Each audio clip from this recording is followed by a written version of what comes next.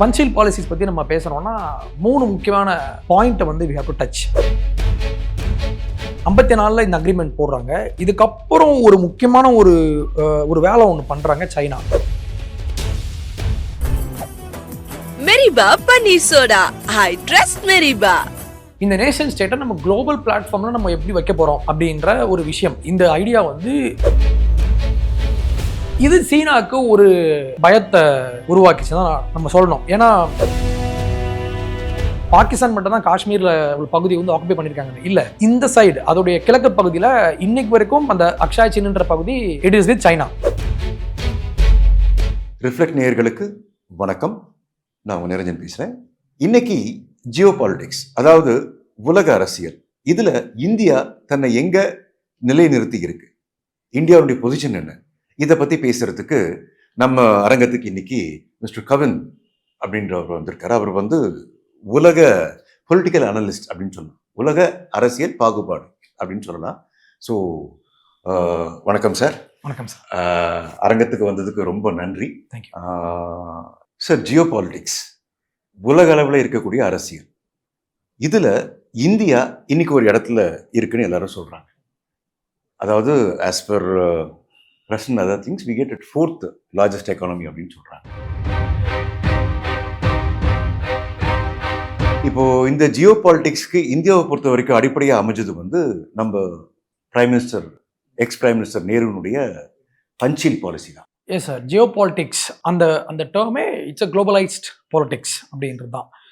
இப்போ இந்த டேர்ம் வந்து இந்த டேர்மே தாண்டி இந்த ஐடியா குளோபலைஸ்ட் பொலிட்டிக்கல் ஸ்டேஜில் ஒவ்வொரு கண்ட்ரியும், இப்போ நம்ம நேஷன் ஸ்டேட்டாக நம்ம வி ஆர் நேஷன் ஸ்டேட்.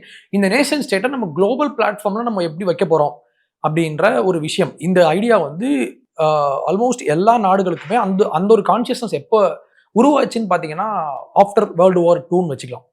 ஏன்னா ஆஃப்டர் வேர்ல்டு வார் 2 அதுக்கப்புறம் அந்த கோல்டு வார்லாம் வந்துச்சு. அந்த பீரியடில் every one was trying to அசர்டைன் themselves. அவங்கள ஒரு குளோபல் ஸ்டேஜில் ஒரு அசர்ட்டிவாக கொண்டு வரணும்னு சொல்லி everybody was looking at it. அப்போது இதில் அந்த பஞ்சில் பாலிசிஸ் பற்றி நம்ம பேசுகிறோம்னா 3 முக்கியமான பாயிண்ட்டை வந்து we have to touch. First locally 2 points இருக்குது, இன்டர்நேஷ்னலி ஒரு பாயிண்ட். இப்போ லோக்கலி பார்த்தீங்கன்னா இந்தியா 1947 நம்ம வந்து ஒன்றிணைஞ்சு வரோம். அது வரைக்கும் நமக்குள்ளே அடிச்சுக்கிட்டு இருந்திருப்போம், பல ஸ்டேட்டாக பிரிஞ்சிருப்போம், பல ரீஜியன்ஸாக இருந்த எல்லாமே ஒரு நேஷன் அப்படின்ற ஒரு அடையாளத்தோடு வந்து நம்மளாம் ஒன்று கூடி நம்ம வந்த அந்த பீரியட் வந்து 47 இல்லையா. அதுக்கப்புறம் 49 அதே டைமில் நம்ம பக்கத்து நாளான சைனாவில் வந்து கம்யூனிஸ்ட் பார்ட்டி அவங்க ஆட்சிக்கு வர்றாங்க. மாவோ செதாங் அவரோட தலைமையில். அவங்களுடைய ஸ்டோரி தான் அது பயங்கர கியூரியஸ் இன்டியூசிங்கான பல விஷயங்கள்லாம் உண்டு.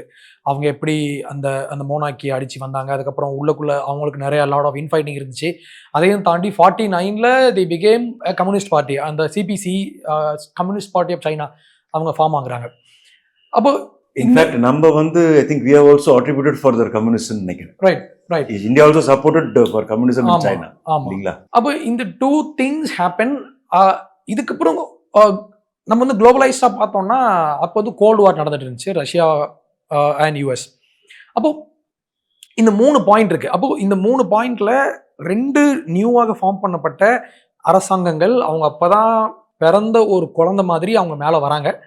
அதே டைமில் அவங்களையும் தாண்டி அவங்கள வந்து என்காம்பஸ் பண்ணுற மாதிரி உலக அளவில் ஒரு கோல்டு வார் நடந்துட்டு இருக்கு. அப்போ இந்த டைமில் நம்மளுடைய நேஷனுக்குள்ள இந்த அக்ரெஷன் வெளியிருந்து வர்ற ஃபோர்ஸஸ்னால நமக்கு பாதிப்பு ஏற்படக்கூடாது, அந்த ஒரு இம்பீரியல் பவர் வந்து நம்மளை அஃபெக்ட் பண்ணக்கூடாது அப்படின்றதுக்காக இந்தியா அண்ட் சைனா அவங்க 2 பேரும் போட்ட ஒரு முக்கியமான policy பஞ்சில் policy.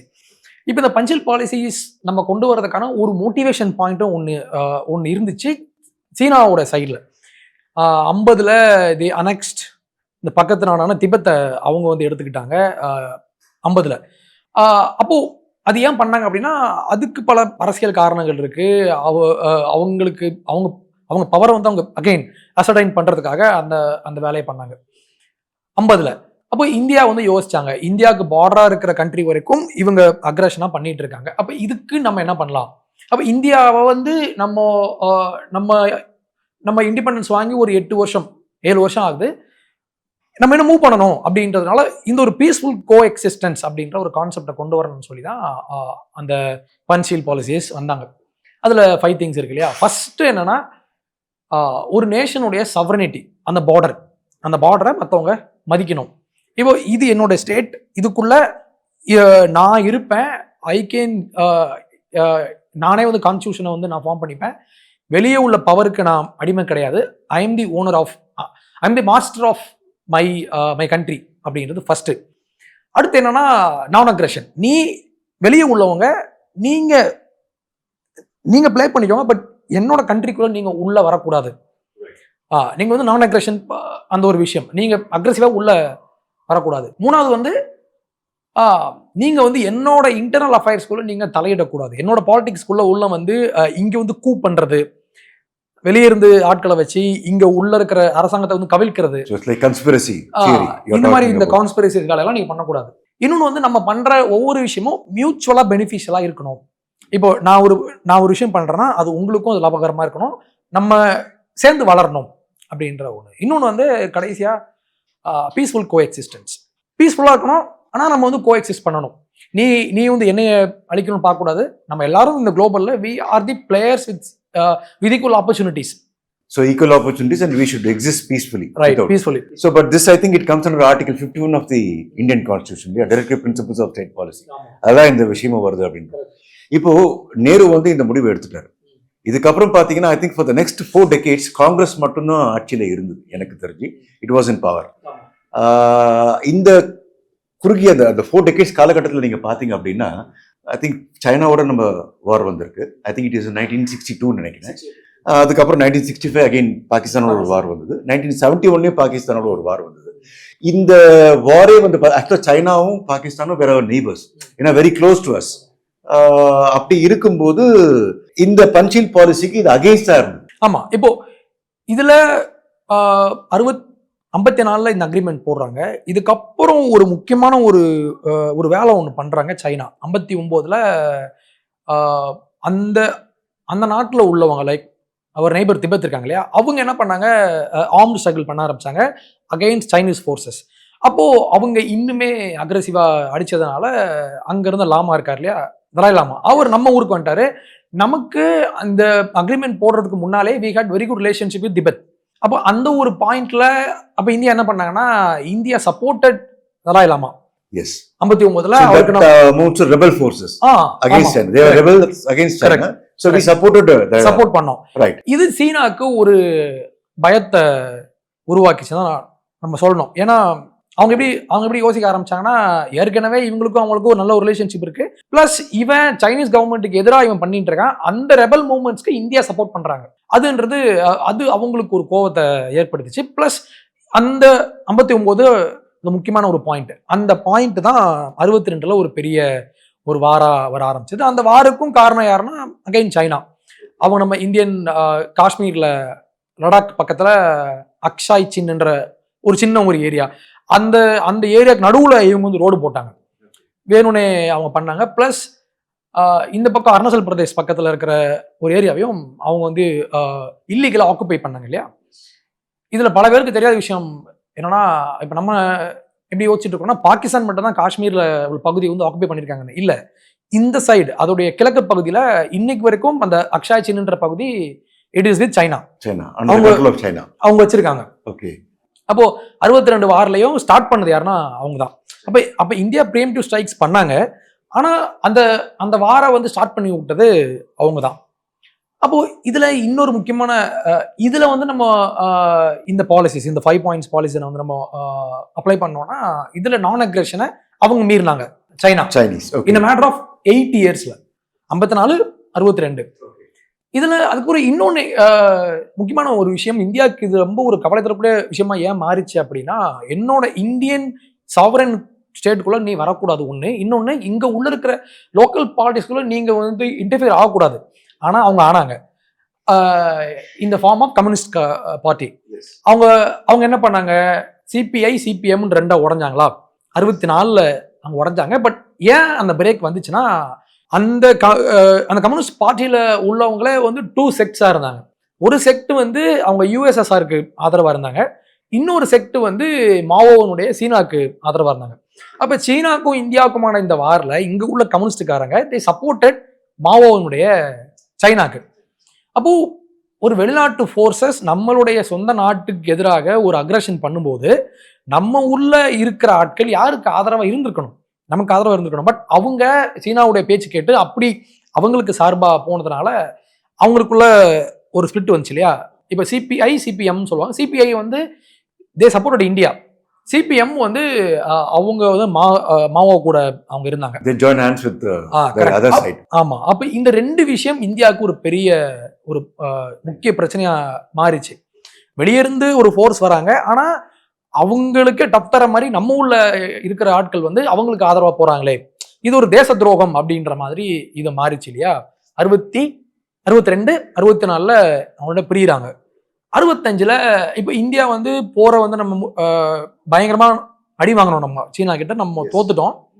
we were weak, நம்ம வீக்கா இருந்த அந்த டைம்ல இதை பயன்படுத்தி காஷ்மீரை வந்து நம்ம வந்து அகைன் நம்ம வந்து எடுத்துடலாம்னு சொல்லி பாகிஸ்தான் அவங்க உள்ள வராங்க. 1965 again பாகிஸ்தான் லால் பகதூர் அவர் இருந்த பீரியட்ல 65 அதுலயே பாத்தீங்கன்னா அகைன் இதுலயும் India played very safe game. அவங்க எப்படி பண்ணாங்கன்னா, நம்ம அக்ரஷனா அவங்க அடிக்கிறத விட்டு நம்ம வந்து ஒரு பேக்டுக்கு போகலாம் அப்படின்னு சொல்லி இந்த பேக்டை வந்து நடுநிலையா இந்த பேக்டை வந்து மீடியேட் பண்ணது வந்து USSR பண்ணி வச்சாங்க. ஆயூப் கான் அங்க இருந்தாரு, இங்க Lal Bahadur Russia. So it was a diplomatic move done by India.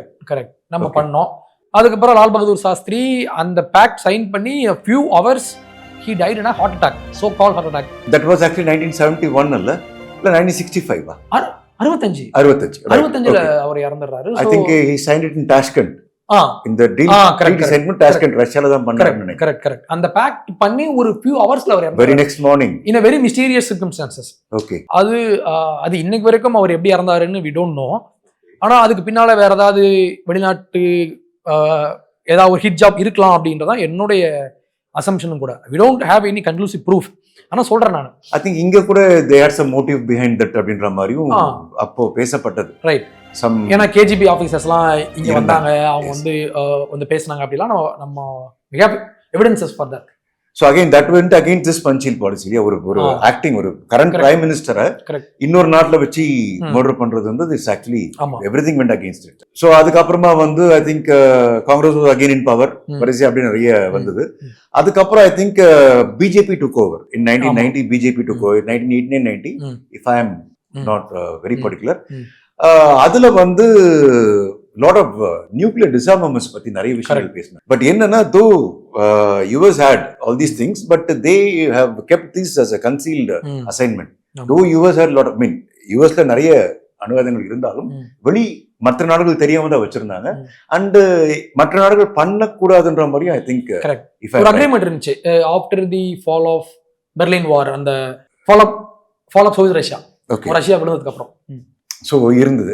But I think அப்போ வந்து வாஜ்பாய் வந்து பிரைம் மினிஸ்டரா இருந்தாருன்னு நினைக்கிறேன். அதுக்கு முன்னாடி ட்ரை பண்ணாங்க பட் சக்சஸ் ஆகல. ஏன்னா US வந்து சேட்டலைட் மூலமா மானிட்டர் பண்ணிட்டே இருந்தாங்கன்னா நம்ம நிறைய கேள்விப்பட்டிருக்கோம், பார்த்தும் இருக்கோம். I think it was 1998. So அதனுடைய இம்பாக்ட் இந்த பஞ்சில் பாலிசிக்கு நிறைய சாங்ஷன்ஸ் வந்து கொடுத்தாங்க இல்லையா. இந்தியனுடைய இம்போர்ட்டுக்கு நிறைய பண்ணாங்க. அண்ட் சைமல்டேனியஸ்லி ஐ திங்க் பாகிஸ்தானும் அதை பண்ணி 2 நாடு மேலேயும் நிறைய சாங்ஷன்ஸ் கொண்டு வந்தாங்க. கரெக்ட். இப்போ 91ல USSR விழுறாங்க இல்லையா. அப்போ கோல்டு வார் பீக்ல இருந்த டைம், அதாவது வந்து 80sல பீக்ல, அதாவது அப்படி ஷார்ப் ரைஸ் ஆகி அப்படி விழுவாங்க இல்லையா. அப்போ 80ல வந்து நிறைய இந்த மாதிரி KGB ஸ்பைஸ் வந்து US போறது, அங்கேயே வந்து அவங்க ஃபேமிலி மாதிரி போய் மேரேஜ் பண்ணி செட்டில் ஆகி அவங்க ஸ்பை பண்ணி அங்கே உள்ள இன்ஃபர்மேஷனை இங்கே வந்து கொடுத்துட்டு இருந்தாங்க. அப்போ 91ல கோல்ட் வார் முடியுது. கோல்ட் வார் முடிஞ்ச உடனே அப்போ அங்கே ஒரு நியூ வேர்ல்டு ஆர்டர் ஒன்று ஃபார்ம் ஆகணும். பிகாஸ் எப்பவுமே வேக்யூம்னு ஒன்று கிடையாது அரசியலில், ஏதாவது ஒன்று வந்து நிற்கும். அப்படி பார்க்குறப்போ அமெரிக்கா அண்ட் USSR அவங்க 2 பேருக்கிட்டயுமே அணு ஆயுதங்கள் உண்டு. அவங்க என்ன சொன்னாங்க, இப்போ கோல்ட் வார் முடிஞ்சிருச்சு, ஆனால் இன்டைரக்டா USSR கூட இந்தியாவோ இல்லை பாகிஸ்தானோ இல்லை வேற நாடுகளோ ஈஸ்டர்ன் பார்ட்ல உள்ள கண்ட்ரிஸ் வந்து அவங்க கூட ஒன்னா போயிடக்கூடாதுன்னு அமெரிக்கா வந்து நினைச்சாங்க. டைரக்டா இவங்களுக்கும் அமெரிக்காவுக்கும் USSRக்கும் கோல்ட் வார் முடிஞ்சிருச்சு. ஆனா இவங்களுக்கு தெரியாம இங்க உள்ள நாடுகளை வந்து இவங்க ரஷ்யன் கவர்மெண்ட் வந்து மொபிலைஸ் பண்ணுவாங்களோ அப்படின்ற ஒரு பயம் இருந்துச்சு. அந்த பயம் இருந்துட்டேச்சு. அப்ப அந்த பயத்தினால தான் என்ன சொன்னாங்க, நியூக்ளியர் விஷயத்தை வந்து நீங்க பண்ணக்கூடாதுன்னு சொன்னாங்க. டிசார்மமெண்ட்ன்ற மாதிரி ஒரு டிசார்ம் movement கொண்டு பண்ணணும் வந்தாங்க. அப்படின்னு சொல்லி அதுக்கு பல லாஸ் எல்லாம் பாஸ் பண்ணி கொண்டு வந்தாங்க. பட் இந்தியன் கவர்மெண்ட்டுக்கு ஒரு தேவை இருந்துச்சு அந்த பீரியட்ல. ஏன்னா நம்ம வந்து பாகிஸ்தான் நம்ம கிட்ட இருந்து பிரிஞ்சு வந்தாலும் அவங்களும் தேவர் போசிங் லாட் ஆஃப் த்ரெட்ஸ், நிறைய அவங்க பிரச்சனை பண்ணிட்டு இருந்தாங்க. ஸோ அதனால 98ல வி டெஸ்டட் நியூக்ளியர் பாம்பு. But we were successful இல்லையா? Successful. 1998ல Yeah, successful. we became successful nuclear ஆமா. பவர்ன்ற மாதிரி Correct. இந்தியா ஒரு பேர் எடுத்து. Correct. பட் அதனால உண்டான சாங்ஷன்ஸ் வந்து எக்கனாமிக்கலி பயங்கர நிறைய இருந்துச்சு. நிறைய. ஆமா சார். அதுக்கப்புறம் அந்த வாஜ்பாய் கவர்மெண்ட்ல அவங்க நிறைய சாங்ஷன்ஸ் போட்டாங்க. யூஎஸ் ஆமா, யூஎஸ் போட்டாங்க. அது நம்மள ரொம்ப டீப்பா பல விஷயங்களை பாதிச்சுது. ஆனா அது வந்து கண்ட்ரியை வந்து ஒரு எக்கனாமிக்கலி அடிக்கிற அளவுக்குலாம் போச்சா அப்படின்னு நம்ம பார்க்க முடியாது. அந்த அளவுக்கு நம்ம வந்து கவர்மெண்ட்டே வந்து கவுற அளவுக்கு, நம்ம கவர்மெண்ட்டை வந்து ரன் பண்ண முடியாத அளவுக்கு அப்படி வரல. ஆனா அவங்க பல சாங்ஷன்ஸை கொண்டு வந்து பார்த்தாங்க. அதுக்கப்புறம் 2004ல வந்து காங்கிரஸ் வந்தாங்க. அதுக்கப்புறம் அகைன் அந்த விஷயங்கள்லாம் அப்படியே சாந்தமாகி அப்படியே அமைதியாச்சு. ஆனா பான்சில் பாலிசியை பொறுத்த வரைக்கும் நம்ம பண்ண அந்த போக்ரான் அணுகுண்டு விஷயம்ன்றது டு மேக் தட் பாயிண்ட், என்னுடைய சவரன் ஸ்டேட்டுக்குள்ள நீங்க வந்து வரக்கூடாது. We have our own power அப்படின்றத அது ஒரு குளோபல் ஸ்டேஜ்ல காட்டுறதுக்காக வாஜ்பாய் பண்ணாரு, which is good actually in my case. அதை வந்து மேற்கத்திய நாடுகள் அதை வந்து தவறா பார்த்தாங்க. பட் நம்மளுடைய இன்டர்னல் பாலிடிக்ஸ்க்கு அது அது அது தேவைன்னு தான் நான் பார்க்குறேன். எஸ் கண்டிப்பா. ஆமா ஆக்சுவலா சார் இதை வந்து எப்படி அப்ப அட்ரஸ் பண்ணாங்கன்னா நான் அலைன்மெண்ட் பாலிசின்ற மாதிரி கொண்டு வந்தாங்க. ஆமா, இது அது ஒரு ஸ்ட்ராங் வேர்ட் வந்து அப்போ Correct. ரொம்ப யூஸ் பண்ணாங்க. அது நேரு பண்ணாரு. சரி, நான் அலைன்மெண்ட். பட் இன்னைக்கு நீங்க பாத்தீங்கன்னா current scenario after Congress and the other BJP took அப்படின்னா இன்னைக்கு வந்து ஐ திங்க் நான் அலைன்மெண்ட் மாதிரி மல்டிபிள் அலைன்மெண்ட் மாதிரி இன்னைக்கு மாறிடுச்சு. Yes sir. இப்போ நான் அலைன்மெண்ட் பாத்தீங்கன்னா, நான் அலைன்மெண்ட்னு ஏன் ஒரு டேர்ம் அங்க வந்து கொண்டு வரணும் அப்படின்னா, கோல்டு வார்ல வந்து only 2 major players, America and Russia, அவங்க இருந்தாங்க. அவங்க பண்ற ஒவ்வொரு மூவ் தான் உலகத்துல உள்ள ஒவ்வொரு விஷயத்தையும் தீர்மானிக்கும் அப்படின்ற மாதிரி இருந்தப்போ நேரு சொன்னாரு, இல்ல நாங்க ஒரு ஆல்டர்னேட்டிவ் ஃபோர்ஸா நாங்க வரோம். நாங்க வந்து கேபிட்டலிஸ்ட் வெஸ்டர்ன் கண்ட்ரிஸ்க்கும் நாங்க சாய மாட்டோம், ஈஸ்டுக்கும் நாங்க சாய மாட்டோம். நாங்க வந்து நியூட்ரலா, நாங்க வந்து நான் அலைன்மெண்ட், நாங்க யாரையும் சார்ந்து நாங்க போக மாட்டோம் அப்படின்ற மாதிரி அவங்க ஒரு நியூ வேர்ல்டு ஆர்டரை ஃபார்ம் பண்றதுக்கு ட்ரை பண்ணாரு. அப்போ ஒரு 5 கண்ட்ரிஸ் அவர் கூட வந்தாங்க. லைக் யுகோஸ்லேவியான்னு ஒரு கண்ட்ரி, இந்தியா, பிரேசில் வந்தது, Indonesia, Brazil I don't know, Indonesia வந்தாங்க. அதுக்கப்புறம் ஆப்பிரிக்கன் கண்ட்ரி ஒருத்தங்க வந்தாங்க, ஐ திங்க் இட்ஸ் கானா. மொத்தம் 5 கண்ட்ரிஸ். அந்த பேக் டு சைன் பண்ணது இன் யுகோஸ்லேவியா. வெளிநாட்டுல வி வெண்ட் அண்ட் சைன் நான் அலைன்ட் மூவ்மெண்ட்னு சொல்லி. ஏன்னா அவர் நினைச்சது வந்து இப்போ இவங்க 2 பேர் தான் அடிச்சுக்கிறாங்க, பட் அவங்க 2 பேர் தான் சூப்பர் பவர். அப்போ இவங்களை சார்ந்து நம்ம எந்த ஒரு இடத்துக்கும் நம்ம வந்து சாஞ்சிடக்கூடாதுன்றதுக்காக அவர் பண்ணாரு. ஒரு நல்ல விஷயம் ஆக்சுவலி. ஆனா இன்னைக்கு இருக்கிற பாலிடிக்ஸ்ல நீங்க சொன்ன மாதிரி மல்டிபிள் அலைன்மெண்ட்ஸ் இன்னைக்கு வந்து ஃபார்ம் ஆயிருக்கு. இன்னெவிட்டபிள்ன்ற மாதிரி ஒரு ஸ்டேட் வந்துருச்சு. ஜியோ பாலிடிக்ஸை பொறுத்த வரைக்கும் சார், இன்னைக்கு இருக்கிற விஷயம் நாளைக்கு அப்ளை ஆகுமானா கிடையாது. We have to go with the flow. அதான் இப்போ நேரு பண்ண விஷயம் அந்த காலகட்டத்துக்கு தேவைப்பட்டுச்சு, அது இன்னைக்குமே தேவைதான். ஆனா அதுல பல ஃபோக்கல் பாயிண்ட்ஸ் இருக்கு. ஃபார் எக்ஸாம்பிள் இப்போ பாத்தீங்கன்னா ரஷ்யா உக்ரைன் வார் எடுத்தோம், அந்த வார் எடுத்தோம்னா அதுல நம்ம யார் பக்கம் நம்ம போறது? வெஸ்டர்ன் கண்ட்ரிஸ் பக்கம் நம்ம போனோம்னா நம்ம வந்து ரஷ்யாவை நம்ம கம்ப்ளீட்டா அவாய்ட் பண்ற மாதிரி ஒரு சூழ்நிலை வரும். But we are buying oils, நம்ம அவங்க கிட்ட நம்ம ஆயில் வாங்குறோம், because it is about Indian interest. இப்போ மோடி எப்படி யோசிக்கிறாருன்னா, நம்ம வந்து மேற்கத்திய நாடுகளை இப்போ நம்ம ப்ளீஸ் பண்றோன்ற பெயர்ல நம்மளுடைய நாட்டுக்கான அந்த ஒரு சீப் ஆயிலை நம்ம வந்து விட்டுற வேண்டாம். அது ஒரு எக்கனாமிக் பாயிண்ட். அதையும் தாண்டி இப்போ ரஷ்யாவுடைய அரவணைப்பு நமக்கு வேணும் அப்படின்றது இந்தியாவுடைய ஒரு நிலைப்பாடு. இப்போ ரஷ்யன் உக்ரைன் வார் வந்து ஸ்டாப் ஆகணுன்றதான் இப்போ நம்மளுடைய ஸ்டாண்டுமே. இப்போ 2 பேரும் ஒரு பீஸ் டாக் வாங்க தான் நம்ம பேசுறோம். ஆனால் அட் த சேம் டைம் நம்ம வந்து வெஸ்டர்ன் பவருக்கு நம்ம அடிபணிஞ்சிடக்கூடாது அப்படின்ற ஒரு விஷயமும் மோடி எடுத்து பண்ணிட்டு இருக்காரு, விச் இஸ் குட்னு நான் சொல்றேன். அது வேணும். ஏன்னா அதுவும் ஒரு இந்த பாயிண்ட்ஸில் வரும். ஏன்னா அமெரிக்கா நீங்க வந்து நான் எங்க ஆயில் வாங்கணும் வாங்கக்கூடாது, யூ ஷுட் நாட் டிசைட், நீங்க அதை பேசக்கூடாது. ஏன்னா அகைன் அந்த பாயிண்ட்ஸில் பாலிசிஸ் நம்ம இங்கே அப்ளை பண்ணோம்னா என் நாட்டுக்கு என்ன பெனிஃபிட் எது பெட்டர்னு சொல்லி நான் முடிவு பண்ணுவேன். இப்போ அகைன் மியூச்சுவல் பெனிஃபிஷியல் அப்படின்ற அந்த 4th பாயிண்ட் இருக்கு இல்லையா பாயிண்ட்ஸில். அப்போ வந்து இப்போ ரஷ்யா கிட்ட தான் ஆயில் வாங்கினேன்னா என்னுடைய ஆயிலுடைய தேவையை நான் வந்து ஐ வில் ஃபுல்ஃபில் அப்படின்ற அந்த ஒரு பாயிண்ட். பிளஸ் இப்போ ரஷ்யா கூட நான் ஒரு நல்ல ரிலேஷன்ஷிப்பை ஐ கேன் மெயின்டைன். அப்போ இதன் மூலமாக இப்போ ரஷ்யாவுக்கும் பெனிஃபிட், எனக்கும் பெனிஃபிட். அப்போ இதையும் நம்ம வந்து பாஞ்சியில் தான் நம்ம வந்து எடுத்துட்டு வரலாம். அப்ளிகல் இருக்கு. அப்ளிகபிள். பட் ரீசெண்டா என்ன டாக் வந்திருக்கு அப்படின்னா, ஐ திங்க் ஒரு லாஸ்ட் மந்த் பாத்தீங்கன்னா Modi has increased the purchase from these three countries. Oil purchase வந்து approximately 22% from UAE, Iraq and Saudi. ஈராக்ல இருந்து நம்ம ரொம்ப வருஷமா வாங்கிட்டு இருக்கோம். அதை வந்து he has increased from 22 to 25% கிட்ட வாங்கியிருக்கோம். ரஷ்யால இருந்து நம்ம வாங்கிட்டு இருக்கோம்னு வச்சுக்கோங்க. பட் என்ன பண்ணிருக்காங்கன்னா, there are basically two types of crude oil. I think one is Brent and the other one is WTI. There is West Texas Intermediate. இந்த Brent is வந்து ஸ்டாண்டர்ட், அந்த ஒரு குவாலிட்டி இருக்கும், இன்டர்நேஷனல் குவாலிட்டி, அந்த quality. But இந்த West Texas Intermediate அப்படின்ற ஒரு concept வந்து it's much cheaper than oil supplied by Russia as well as these three countries, Iraq, UAE and Saudi. இப்போ இவர் மோடி வந்து ஆஃப்டர் ட்ரம்ப் வந்து இன்சிஸ்ட் பண்ண பிறகு இந்த மாதிரி நீங்க ரஷ்யால வாங்கக்கூடாதுன்னு, தோ Modi has refuse that we need Russia will buy, இந்த பர்டிகுலர் விஷயத்தை வந்து இன்க்ரீஸ் பண்ணிருக்காரு. So he is purchasing more from US than Russia. So இதனால என்ன வகையான பாதிப்புகள் வரும்? நீங்க will our relationship with Russia be affected-ஆ, இல்ல it will continue the same way? Because already நம்ம வந்து ரஷ்யா யுக்ரைன் வார்ல because of the punching we didn't interfere. That was one of main policy. Friendly nations வந்து எப்பவுமே பாதிப்புக்குள்ள ஆகக்கூடாது. That was very particular about Nehru's mind. அதை வந்து almost காங்கிரஸும் maintain பண்ணாங்க. இப்ப நேரு இவரு நம்ம BJP government is also maintaining. But இதனால ஏதாவது இம்பாக்ட் வருமா?